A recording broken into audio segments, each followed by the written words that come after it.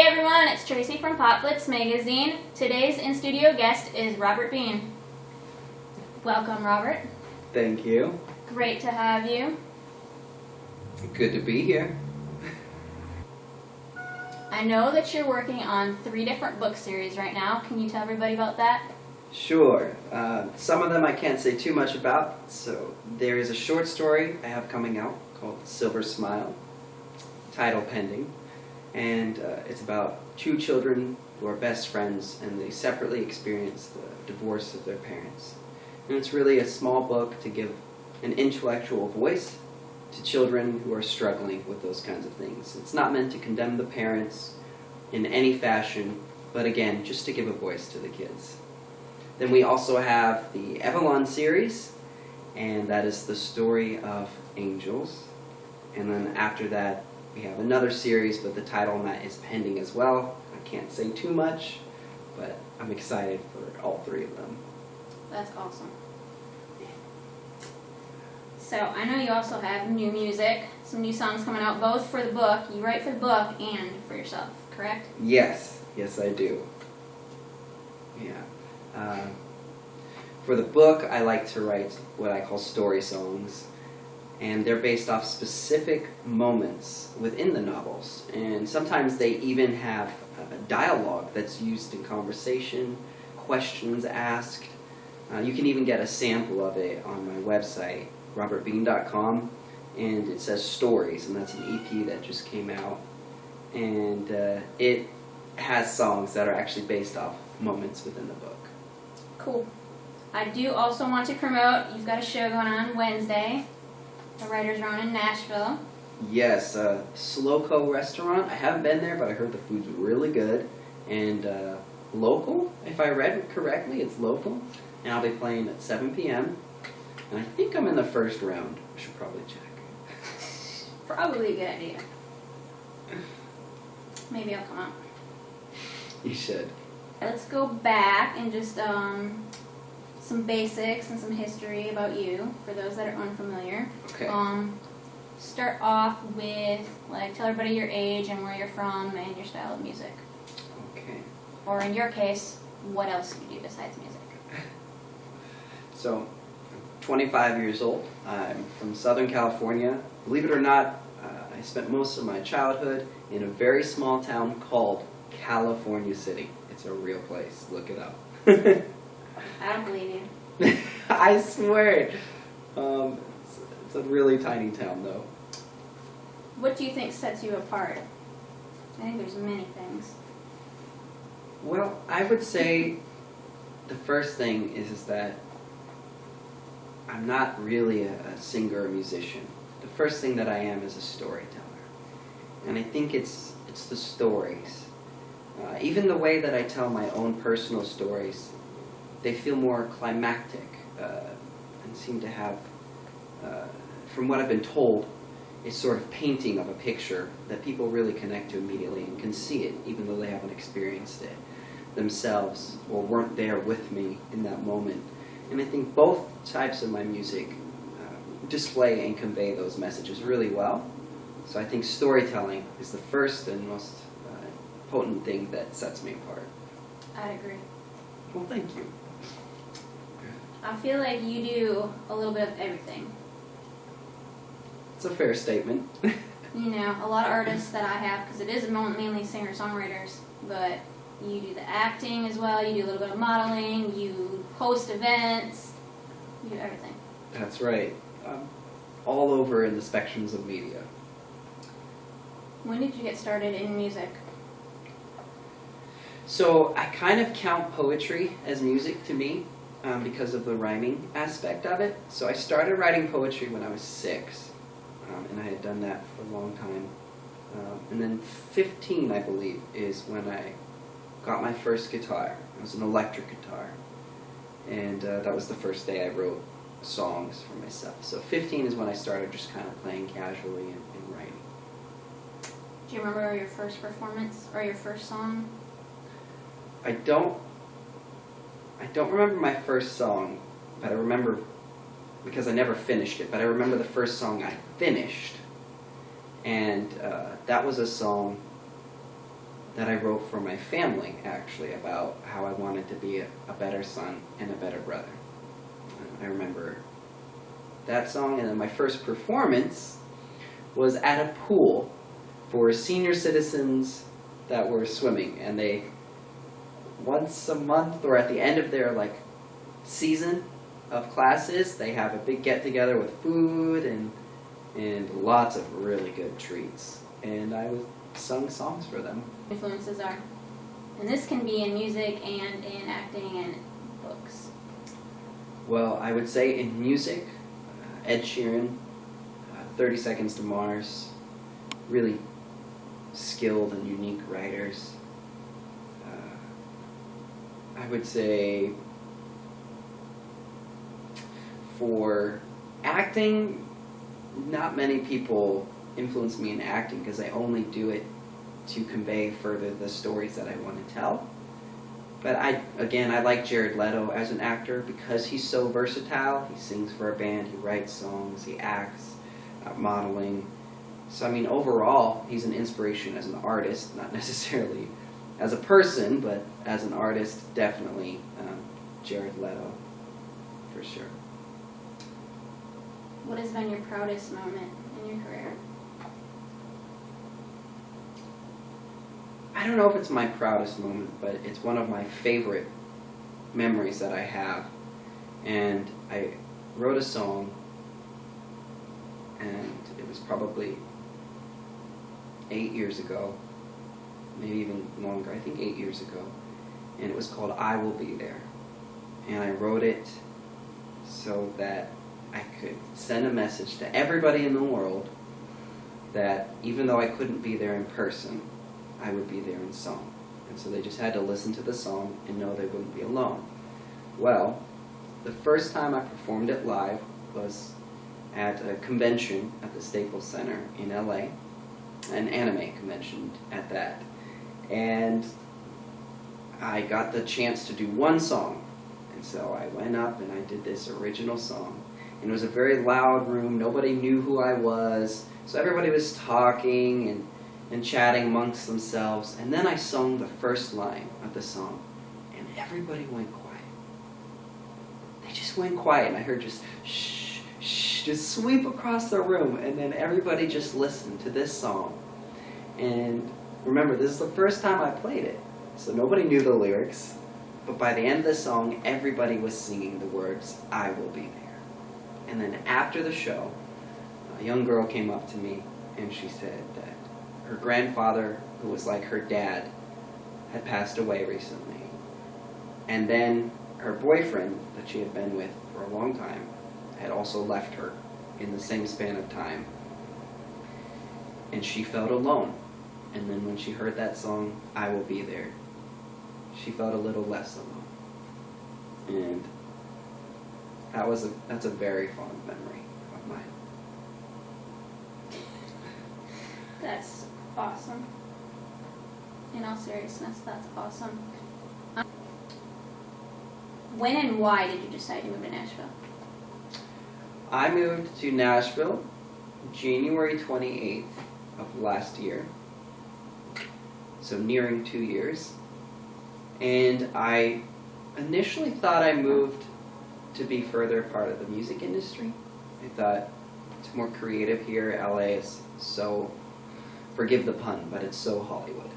And I just didn't like the Hollywood scene. I didn't like the look, I didn't like the sound, I didn't like the vibe.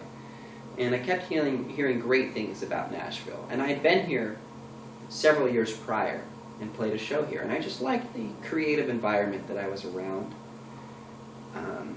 And so initially that's why I thought I moved here. But I really think that it ended up having me be moved here to be more quiet. I think I'm a Christian, and so I believe that God had me move here to just be isolated and really focus on the work that He wanted me to do and have more peace and quietness. LA is so loud and busy, and I had a lot of distractions there, and felt like He was saying, come here and be alone and do the work that I really want you to do and that I personally really want to do. Yeah, I definitely agree with most of that. Like, for me, I had to get out of that environment because it was just toxic to me. Right. I'm not that kind of like my personality, you know, that's not who I am. Right.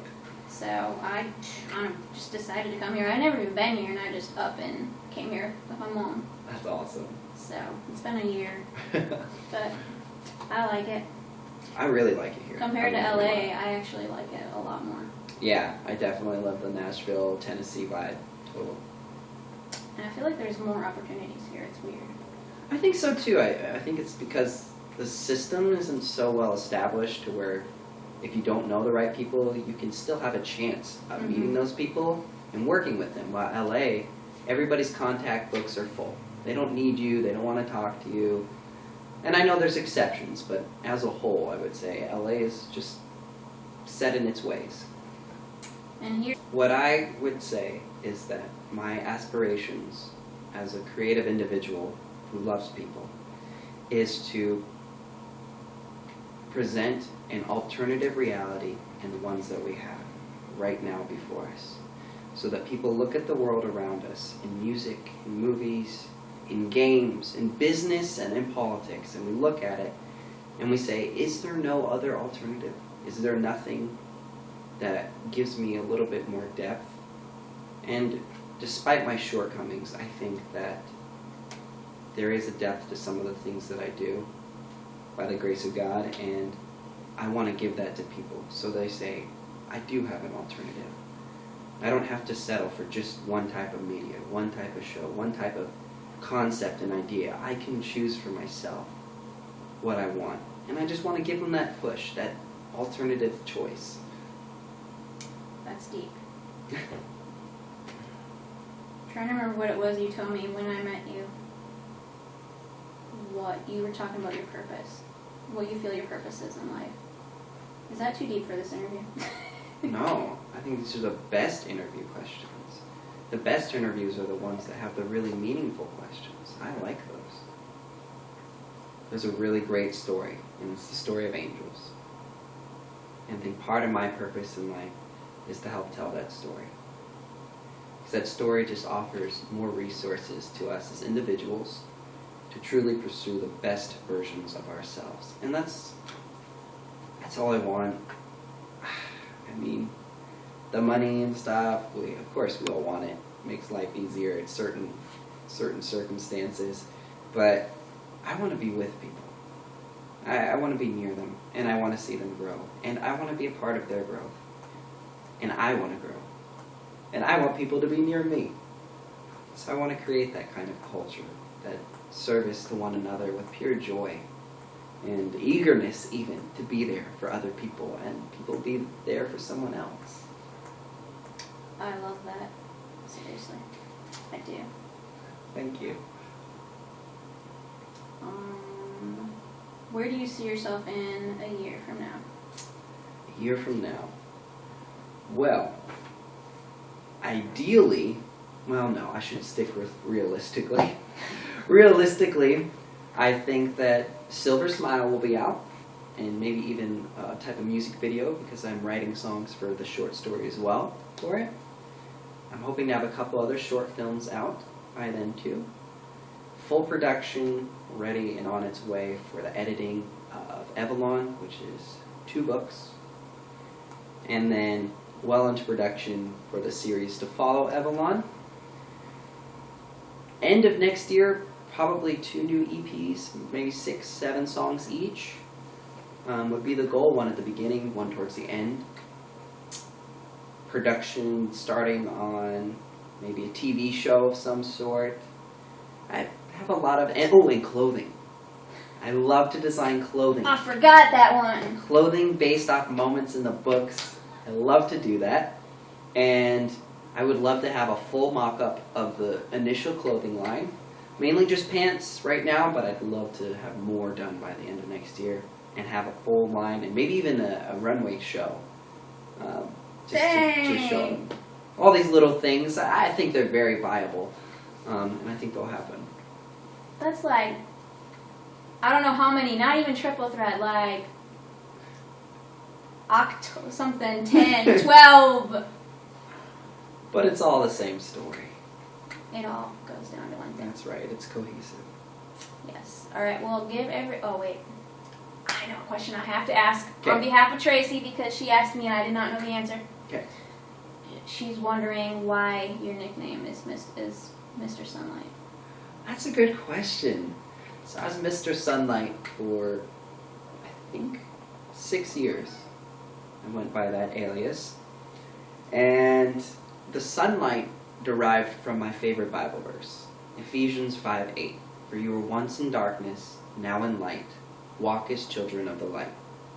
I wanted everything that I did in life to reflect that light. I wanted, even when I was struggling, to still emit some sort of light so that no matter how dark it was, there was always some sort of light.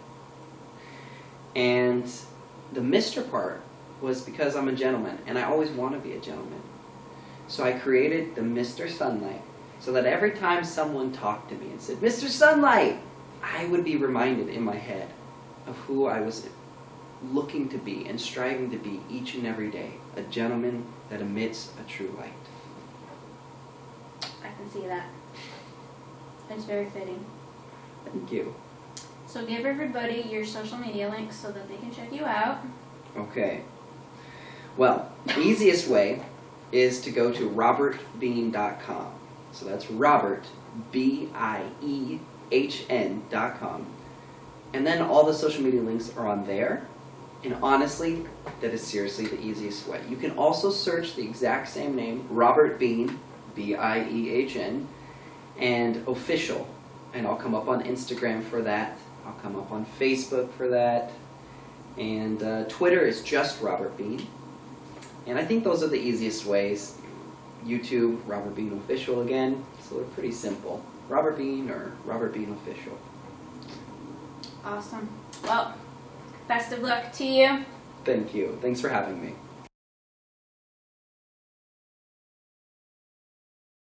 Hey everyone, it's Tracy from Blitz magazine. Today's special in-studio guest is Robert Biehn. Did I say that right? Let me try that again. Robert Biehn. I didn't sound too enthusiastic though. No, you didn't. You're like, Robert. I don't care. I'm Biehn. like, I don't care.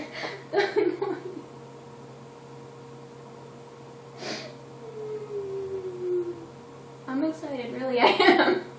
I may not show it, but I am. See, this is funny stuff. You should have a blooper reel. This would be funny. Okay. So, what's going on with you? Lots. God, we're gonna need to edit like all of this. Let's try that again. What's going on with you is a general question. I gave you a general answer. Oh my gosh. Since it is my day off. And you are my featured artist for the week. So I probably should.